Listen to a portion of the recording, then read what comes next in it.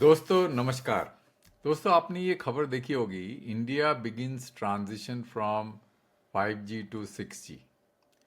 अब दोस्तों ये 5G टू 6G का जो ट्रांजिशन है ये मोर एस्पिरेशनल है। अब रियलिटी के अंदर में अगर मैं आपको बताऊं और आपको सुन के आश्चर्य होगा कि अगर इंडिया जो है 5G से अगर 6G में ट्रांजिशन करती है, इंडिया को खास फायदा होने वाला है नहीं, क्योंकि इंडिया के अंदर में कुछ स्ट्रक्चरल फ्लॉज हैं। अब वो जो स्ट्रक्चरल फ्लॉज किस तरह से हैं वो मैं आज आपको समझाऊंगा इस वीडियो में, जिसको जिसको देखने के बाद में आपको समझ में आएगा कि इंडिया की जो प्रॉब्लम्स हैं वो 6G से हल होने वाला नहीं है। तो हम जितना भी हम ये बोल लें कि इंडिया 5G से 6G की तरफ बढ़ रहा है, पर हमारे जो सर्विस क्वालिटी है और जो अफोर्डेबिलिटी है और ऑपरेशनल एफिशिएंसी है उसमें ज़्यादा फायदा होने वाला नहीं है। तो यही मेरा उद्देश्य है दोस्तों इस वीडियो का। आप अंत तक देखिए, मैं आपको बड़े सरल शब्दों में आपको ये समझाऊंगा कि 6G जो है तभी मदद कर सकता है जब हम खुद अपनी मदद कर लें, जिसमें हमको टेक्नोलॉजी से ज़्यादा रेगुलेशन और मैनेजमेंट और स्पेक्ट्रल एफिशिएंसी और स्पेक्ट्रल मैनेजमेंट के ऊपर में फोकस करना पड़ेगा। अगर हम वो नहीं करेंगे और स्पेक्ट्रम को जो है आंख मूंद करके ऐसे ही जो है असाइन करते रहेंगे, तो 6G क्या, 7G क्या, 8G क्या, इवन 10G भी आ जाए, इंडिया का भला होने वाला नहीं है। तो पहले तो दोस्तों हम देखते हैं कि स्पेक्ट्रम जो है वो इतना बड़ा मुद्दा क्यों है 6G से, ये समझना बहुत जरूरी है। और कुछ मेरे दर्शक जो है वाकई आश्चर्य में पड़ जाएंगे कि मैं आपको 6G से ज्यादा स्पेक्ट्रम मैनेजमेंट में क्यों फोकस कर रहा हूं। क्योंकि दोस्तों मेरे हिसाब से 6G जो है सिर्फ इंक्रीमेंटल बेनिफिट लाएगा, और वो जो इंक्रीमेंटल बेनिफिट जो लाएगा वो किस डायमेंशन में लाएगा वो आपको ये प्रेजेंटेशन देखने के बाद समझ में आएगा। दूसरा, spectrum planning is equal to structural transformation. अगर आप स्पेक्ट्रम प्लानिंग में ध्यान नहीं देंगे, जो कि फंडामेंटल है किसी मोबाइल नेटवर्क का एफिशिएंसी के लिए, कवरेज के लिए, अफोर्डेबिलिटी के लिए और कॉस्ट इफेक्टिव डिवाइस के लिए, मतलब डिवाइस का जो प्राइस भी वो स्पेक्ट्रम प्लानिंग के ऊपर डिपेंडेंट है। आपको सुन के आश्चर्य होगा। इसीलिए स्पेक्ट्रम को अगर आप फिक्स करेंगे तो आपकी सारी प्रॉब्लम सॉल्व हो जाएगी, काफी हद तक आपके प्रॉब्लम सॉल्व हो जाएगी। और आज इंडिया की जो नेटवर्क की जो क्वालिटी है वो इतना खराब क्यों है, वो टेक्नोलॉजी से उसका कोई लेना देना नहीं है, क्योंकि 5G आने के बाद में आपको जरा भी उसका फायदा तो मिला नहीं। 4G से सबसे ज्यादा फायदा मिला था, क्योंकि 4G के अंदर में लो फ्रीक्वेंसी बैंड का काफी अच्छा इस्तेमाल हुआ। इसीलिए 4G में आपको जो है फर्क नजर आया होगा, डेटा स्पीड, अफोर्डेबिलिटी, ये सारी चीजों का फर्क 4G में नजर आया होगा। और वो एक पैराडाइम शिफ्ट था 3G से 4G में जब आपने माइग्रेट किया। 5G में जब गए तो आपको कुछ फायदा नहीं हुआ। इसीलिए फायदा नहीं हुआ क्योंकि हमने टेक्नोलॉजी में फोकस किया, स्पेक्ट्रम मैनेजमेंट में बिल्कुल फोकस नहीं किया। तो आज की प्रॉब्लम क्या है, नेटवर्क रियलिटी के बारे में बात करते हैं। इंडिया की नेटवर्क रियलिटी क्या है? सिग्नल नहीं मिलता, नेटवर्क कंजेस्टेड होता है, कॉल ड्रॉप होता है, वो पुअर वॉइस क्वालिटी होता है, और इंडोर के अंदर में, घर के अंदर में सिग्नल की क्वालिटी बहुत ही खराब होती है। और high cost of network management and deployment. क्यों? स्पेक्ट्रम के प्राइसेस गोल्ड एंड प्लैटिनम होते हैं, और ऑपरेशनल जो है जो कॉस्ट बहुत ज़्यादा होता है स्पेक्ट्रम का। ये जो नेटवर्क आप डालते हैं, बेस स्टेशन डालते हैं, इसके अंदर मैनुअल इंटरवेंशन बहुत होता है। इसके अंदर में आपको एंटीना ट्यूनिंग, कवरेज वगैरह बहुत कुछ करना पड़ता है, जो कि आप ऑटोमेटिक तरीके से कर नहीं सकते क्योंकि टेक्नोलॉजी वो सपोर्ट नहीं करता। तो मेजर मुद्दा इंडिया का है पुअर इंडोर कवरेज।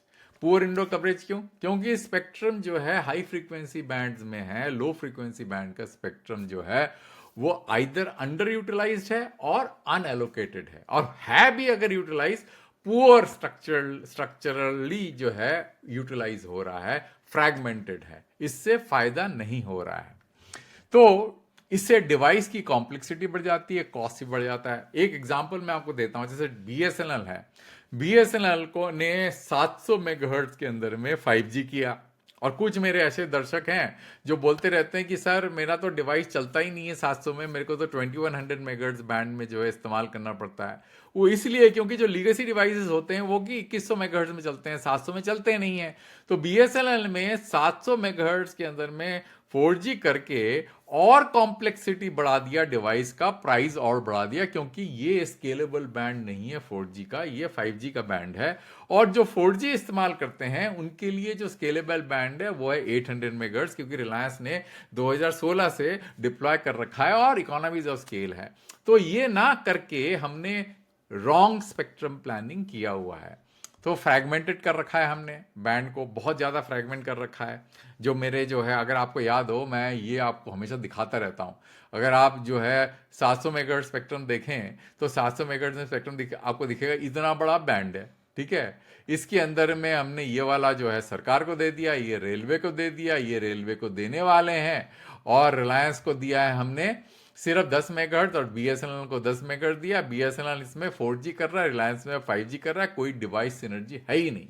मतलब बीएसएनएल को अगर इस बैंड में अगर 4G कर रहा होता तो रिलायंस के जितने भी डिवाइसेस थे उसका वो लिवरेज कर सकता था, कॉस्ट अफोर्डेबल डिवाइसेस को जो है प्रमोट कर सकता था मार्केट के अंदर में, क्योंकि इकोनॉमीज ऑफ स्केल से डिवाइस अफोर्डेबिलिटी बढ़ता। अब यहां पे आपने 5G डिवाइसेस इस्तेमाल करना पड़ता है 4G सर्विसेज को एक्सेस करने के लिए, क्योंकि जो भी डिवाइस आप इस्तेमाल करते हैं उसमें 5G कैपेबिलिटी भी होती है, क्योंकि रिलायंस ऑलरेडी 700 मेगाहर्ट्ज में 5G कर रहा है। तो फायदा क्या हुआ, है ना दोस्तों। उसके बाद अगर आप 800 मेगाहर्ट्ज स्पेक्ट्रम देखेंगे तो 800 मेगाहर्ट्ज स्पेक्ट्रम में आप दिखेंगे इतना सारा स्पेक्ट्रम जो है खाली पड़ा हुआ है, अनयूटिलाइज्ड है। क्योंकि ये जो आपको वायलेट कलर दिख रहा है ये अपना आरकॉम का स्पेक्ट्रम है, ये सरकार का स्पेक्ट्रम है, गवर्नमेंट का स्पेक्ट्रम है। ये जो पिंक है वो खाली पड़ा हुआ है, और यहाँ पे आपका ग्रीन भारती को एलोकेटेड है। तो आप मोटा मोटा देखेंगे लगभग 50% स्पेक्ट्रम में भी 45% स्पेक्ट्रम जो है खाली पड़ा हुआ है या फ्रैक्चर्ड है ना, यूटिलाइज नहीं है। अब 900 मेगाहर्ट्ज स्पेक्ट्रम में जाएंगे तो आपको दिखेगा 900 मेगाहर्ट्ज स्पेक्ट्रम का अंदर में काफी जो है मिक्स यूसेज है, मतलब जीएसएम और 4G दोनों का यूसेज है, और 5G बहुत ही है ही नहीं शायद इसके अंदर में। देखिए यहाँ पे बीएसएनएल जीएसएम कर रहा है, भारती भी कहीं पे जीएसएम और 4G कर रहा होगा, वोडाफोन का भी यही हाल है जो आपको दिख रहा है यहाँ पे 4G और जीएसएम दोनों कर रहे हैं, और यहाँ पे रेलवेज पड़ा हुआ है। तो देखिए कितना फ्रैक्चर्ड स्पेक्ट्रम है, और 600 तो हमने इस्तेमाल ही नहीं किया। तो मोटा मोटा अगर आप देखें 700 अंडर यूटिलाइज्ड है, 800 में 45% स्पेक्ट्रम खाली पड़ा हुआ है, 900 मेगाहर्ट्ज में मिक्स यूसेज है और काफी सारा स्पेक्ट्रम खाली पड़ा हुआ है, 600 हमने इस्तेमाल ही नहीं किया। तो हमने सब गीगाहर्ट्ज बैंड का सत्यानाश कर दिया। जब सब गीगाहर्ट्ज बैंड जिसके अंदर सबसे ज्यादा इंडोर कवरेज होता है उसको अगर आपने सत्यानाश करके बैठे हुए हैं और उसका जो रिवाइवल का कोई प्लान ही नजर नहीं आ रहा मेरे को, तो आने वाले टाइम के अंदर में चाहे 6G आए, चाहे 7G आए, चाहे 8G आए, चाहे 10G आए, कोई फायदा आपको मिलने वाला नहीं है, क्योंकि spectral efficiency low frequency band में बढ़ता नहीं है। विथ टेक्नोलॉजी बहुत कम बढ़ता है, क्योंकि अगर आपको स्पेक्ट्रल एफिशिएंसी बढ़ानी है तो आपको जो है कुछ नए इनोवेटिव स्कीम्स के और मैकेनिज्म्स के यूज करने पड़ते हैं जो कि एंटीना ड्रिवन होते हैं। और एंटीना ड्रिवन क्या होता है, आपको मल्टीपल एंटीना यूज करना पड़ता है डिवाइस के अंदर में, जो कि आप हाई फ्रीक्वेंसी बैंड में यूज कर सकते हैं, लो फ्रीक्वेंसी बैंड में नहीं कर सकते, क्योंकि लो फ्रीक्वेंसी बैंड में वेवलेंथ बहुत ज्यादा होता है और डिवाइस बहुत बड़ा हो जाएगा अगर मल्टीपल एंटीना डिवाइस के अंदर डालेंगे। तो देखिए आप क्या हालत करके रखा है हमने लो फ्रीक्वेंसी बैंड का। इसीलिए डिवाइस कॉम्प्लेक्स होता जा रहा है, सीए इस्तेमाल नहीं हो रहा, कैरियर एग्रीगेशन हो नहीं पा रहा है, क्योंकि कुछ ऑपरेटर कैरियर एग्रीगेशन सपोर्ट नहीं कर रहे हैं। और अगर आप सीए करेंगे, एक और आपको चीज मैं बताया तो मैं कई वीडियो में बता चुका हूं, मान लेते हैं रिलायंस जियो जो है 700 मेगाहर्ट्ज लेके बैठा हुआ है, उसके पास ग्रोथ पाथ तो है नहीं क्योंकि सारा स्पेक्ट्रम खत्म हो गया।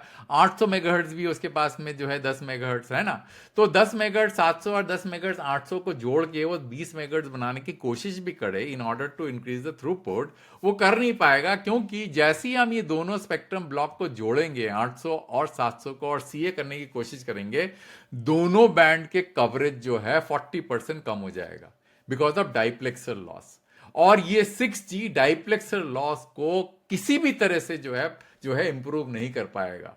क्यों? क्योंकि ये फिल्टर, ये हार्डवेयर कंस्ट्रेंट है। इसके अंदर में अगर फिल्टर डिजाइन जो है, जो आज की तारीख में जो डाइप्लेक्सर का जो डिजाइन है, वो 6G आने के बाद में कोई खास फर्क पड़ने वाला है नहीं दोस्तों। इसलिए इस एक ही बैंड के अंदर में ऑपरेटर को 20 से 25 मेगाहर्ट्ज स्पेक्ट्रम देना चाहिए था। एक ही बैंड में आपके पास में कितने बैंड है? 600 है, 700 है, 800 है, 900 है। तो 4 ऑपरेटर है, सारे ऑपरेटर को एक एक बैंड दे दो और बोलो कि सारा ही इस्तेमाल करो। देखिए किस तरह से आपका इंडोर कवरेज और नेटवर्क की क्वालिटी बढ़ इंप्रूव हो जाती है। और आपने हाई प्राइस कर रखा है स्पेक्ट्रम का, है ना दोस्तों? तो इसलिए कुछ खास फर्क पड़ने वाला नहीं है। अच्छा, affordability is equal to spectrum policy. आपने जो है बिलियंस ऑफ डॉलर्स खर्च का करवा के लो फ्रीक्वेंसी बैंड दिला दिए आपने। 900 मेगाहर्ट्ज में न जाने कितना आपको दिखाया था एक वीडियो में। जैसे आप अगर आप 700 मेगाहर्ट्ज स्पेक्ट्रम देखे, रिलायंस ने 40,000 करोड़ में 10 मेगाहर्ट्ज स्पेक्ट्रम खरीदा था। 900 मेगाहर्ट्ज तो न जाने कितने बिलियन डॉलर्स में खरीदे गए थे। तो इससे क्या हुआ है कि आपका जो लो फ्रीक्वेंसी बैंड्स हैं वो अंडर यूटिलाइज रह गया, खाली पड़ा रह गया। भारती ने तो कई जगह पे लिए ही नहीं और 700 मेगाहर्ट्ज स्पेक्ट्रम नहीं लिया, और कई जगह पे उनका अगर आप देखें दिल्ली मुंबई के अंदर भारती के पास में लो फ्रीक्वेंसी बैंड है ही नहीं, और है भी तो बहुत मार्जिनल है। तो 6G क्या सॉल्व करेगा? अब ये जो है क्वेश्चन बहुत इंपॉर्टेंट है। जैसे मैंने आपको बताया, कवरेज जो है उससे ज्यादा फायदा होने वाला नहीं है, स्पेशली लो फ्रीक्वेंसी बैंड में।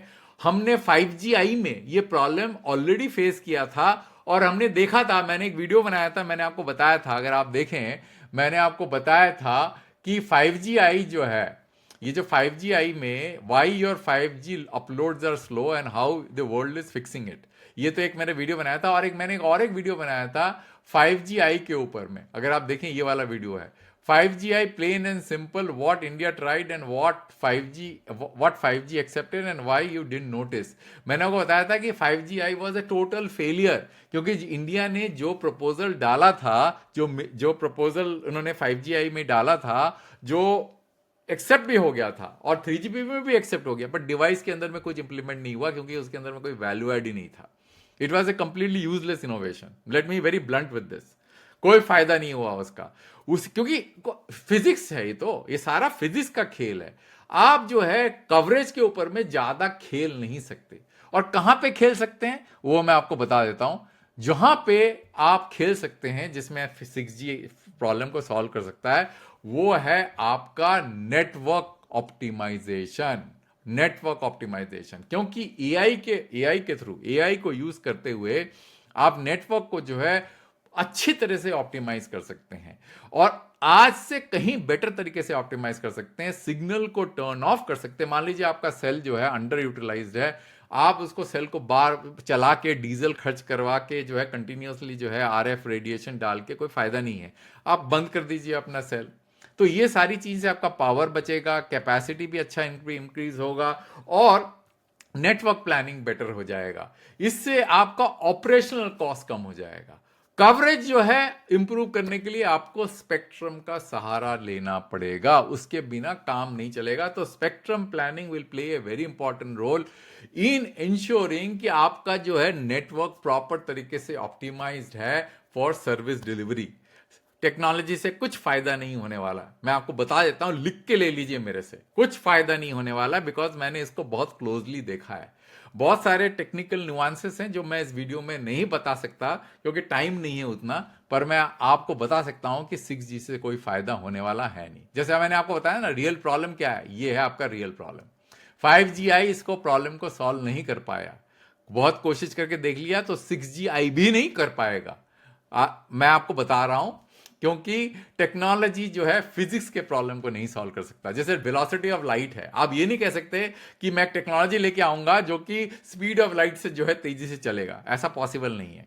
तो लो फ्रीक्वेंसी बैंड इंडिया में मिसयूज्ड है। सब gigahertz spectrum is the most valuable spectrum. ये फ्रेगमेंटेड है और अंडर पुअरली डिप्लॉयड है, इसीलिए इंपैक्ट नहीं हो रहा है। स्पेक्ट्रम के प्राइसेस बहुत ज़्यादा हैं, आपको पता ही है, इसीलिए जो है लोग लो फ्रीक्वेंसी स्पेक्ट्रम लेते नहीं हैं, और इसी कारण से हमारे इंडोर कवरेज नहीं है, और इसी कारण से 5G का जो है मोनेटाइजेशन भी नहीं हो पा रहा है। अगर आप देखें, नेट न्यूट्रलिटी के बारे में काफ़ी डिस्कशन चल रहा था कि भाई 5G को यूज़ करके आप स्लाइस्ड एप्लीकेशन देना चाहते हैं हैंडसेट के ऊपर में, देंगे कैसे आप? अगर आप स्लाइस्ड एप्लीकेशन देंगे, जैसे 10 मेगाहर्ट्ज और 700 मेगाहर्ट्ज बैंड को यूज करके, आपके जो बेस्ट एफर्ट यूजर्स हैं जो कि इंटरनेट इस्तेमाल करते हैं वो स्क्वीज्ड हो जाएंगे। स्मॉल क्वांटम ऑफ स्पेक्ट्रम में, क्योंकि 700 में अगर आप आधा स्पेक्ट्रम जो है आप उन लोगों को दे देंगे जिनको जो कि जिसको बोला जाए प्रायोरिटाइज्ड नेटवर्क ऑप्टिमाइज सर्विस और नेटवर्क प्रायोरिटाइज सर्विस, तो बाकी जो जो बेस्ट यूजर्स हैं, जो कि बेस्ट एफोर्ड यूजर्स हैं, उनका तो कैपेसिटी काफी कम हो जाएगा। तो इससे तो कोई मानेगा नहीं। तो इसका तरीका क्या है, आप जो है 20 मेगाहर्ट्ज स्पेक्ट्रम देते हैं तो 10 मेगाहर्ट्ज जो है आप एसएलए दे दीजिए और 10 मेगाहर्ट्ज में आप बेस्ट एफर्ट यूजर्स को दे दीजिए, तो दोनों ही खुश रहेंगे।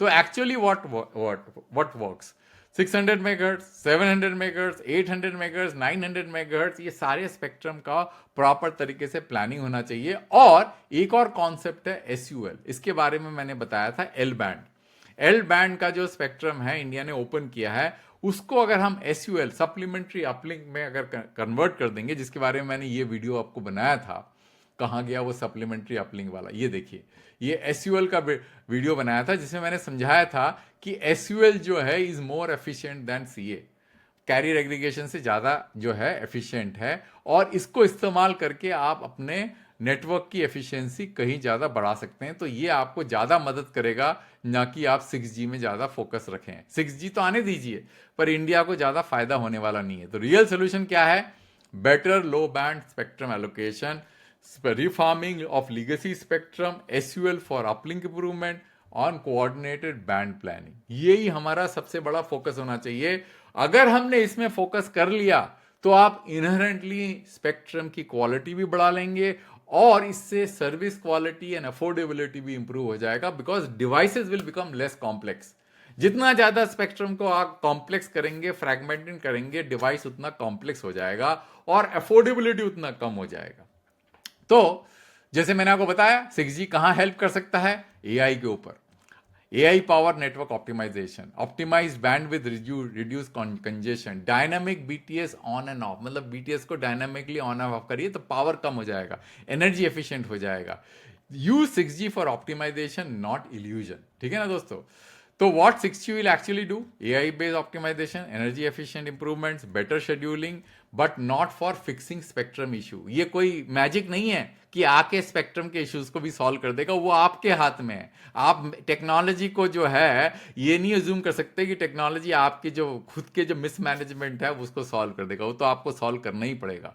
6G won't fix India's networks, smarter spectrum will, मतलब अगर आप स्पेक्ट्रम को प्रॉपर तरीके से यूटिलाइज करेंगे तो आप लो टेक्नोलॉजी से, चाहे 4G से भी अच्छा नेटवर्क चला सकते हैं। India needs better spectrum management more than 6G।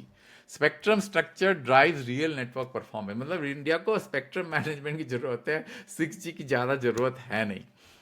6G will add complexity without fixing core issues, core issues का फायदा सॉल्व होने वाला नहीं है। इसीलिए जो फाइनल कंक्लूजन है, मोर वैल्यू, ज्यादा वैल्यू डिराइव कर सकते हैं for better spectrum management, less value for chasing 6G hype. ये 6G हाइप है, इससे कुछ फायदा नहीं होने वाला दोस्तों। इसमें सिर्फ मल्टीनेशनल कंपनी को इक्विपमेंट बेचने का फायदा होने वाला है, इंडिया को फायदा नहीं होगा। India needs smarter networks, not just faster ones, because आपने देख लिया 5G फास्टर कर करके एक भी ऐसा एप्लीकेशन नहीं है मोबाइल फोन में जिसको आप कह सकते हैं कि इससे मेरे को कुछ फायदा हुआ, कुछ भी फायदा नहीं हुआ। तो फास्टर फास्टर करके कोई फायदा नहीं। एक ही एप्लीकेशन जो फायदा हुआ वो FWA, पर वो FWA का भी एक लिमिट है, क्योंकि FWA का जो वैल्यू है वो it is determined by the form factor which is PC, personal computer. अगर वो पर्सनल कंप्यूटर का कोई यूटिलाइजेशन ही नहीं है और वो कॉस्ट बहुत हाई है, 20,000 या 10,000 रुपए का अगर पर्सनल कंप्यूटर लेते हैं, तो that will become a bottleneck for driving FWA। क्योंकि इंटरनेट, अगर आपको एंटरटेनमेंट ही चाहिए तो DTH है ना, तो और मोबाइल फोन है ना, इंस्टाग्राम है ना, तो कोई टीवी क्यों देखेगा। इसलिए दोस्तों अंत तक वीडियो देखने के लिए बहुत धन्यवाद। एक वीडियो दूसरे टॉपिक में जल्दी लेके आऊंगा।